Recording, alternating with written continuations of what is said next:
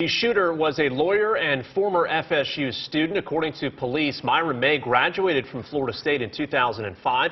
He then attended Texas Tech University's law school. The woman who runs the Tanton Family's Children Home, where May was working as a legal advisor, told WESH 2 he had been complaining about financial problems since leaving a high-paying job in Houston. She says May had been living with friends this week in Tallahassee. May's last several Facebook posts include a number of biblical verses and references. One post from just 9 days ago reads, "Do not be afraid of those who kill the body but cannot kill the soul. Rather be afraid of the one who can destroy both." We now know there were several local students in the library at the time of the shooting, including one with an incredible survival story. WESH 2's Stuart Moore talked to a student that was saved by his books. And Stuart, he found a bullet in his backpack.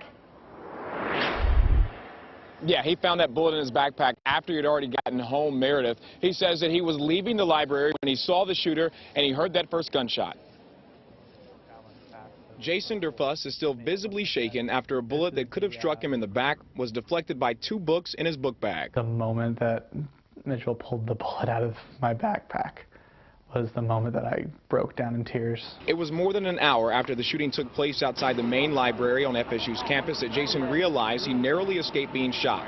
Jason says when he walked out of the library, he saw the alleged shooter and knew something was off.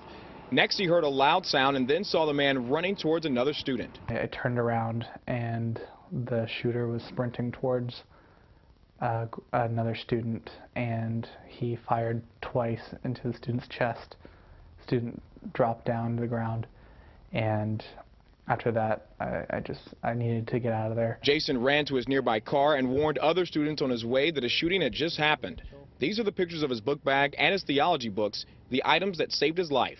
These books had to be in the right spot, and the bullet had to enter at the right angle, and I had to have walked out of the library at that exact moment for me to still be alive. It's too many coincidences. That's got to be God.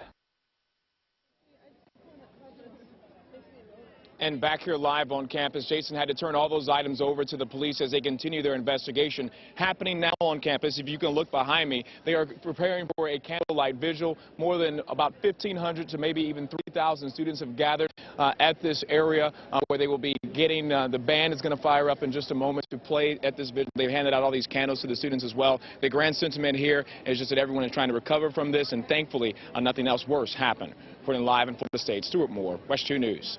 Stuart, thank you. And we'll have more coverage live from Tallahassee in just a few minutes. Our coverage also continues online. Watch this afternoon's news conference. Get the latest information on the shooter, conditions of the victims, and the status of the campus. It's all available at WESH.com.